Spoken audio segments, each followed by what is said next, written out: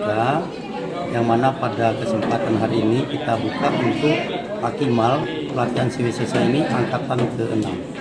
Tentunya pada kesempatan ini peserta yang hadir yang mengikuti ini sebanyak 54 orang yang terdiri dari Benar Meriah, kemudian dari Tarsingon, kemudian beberapa daerah yang ada di sekitar Kota Lusmani. Perawat atau gimana?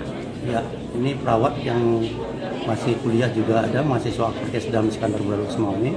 Kemudian ada juga dari Stikes Muhammadiyah dan beberapa kampus yang lainnya ikut juga dalam kegiatan pelatihan ini. Rencana pelatihan ini kami laksanakan selama 4 hari ini sampai hari Minggu. Oh gitu. Tujuan dari kegiatan ini sendiri?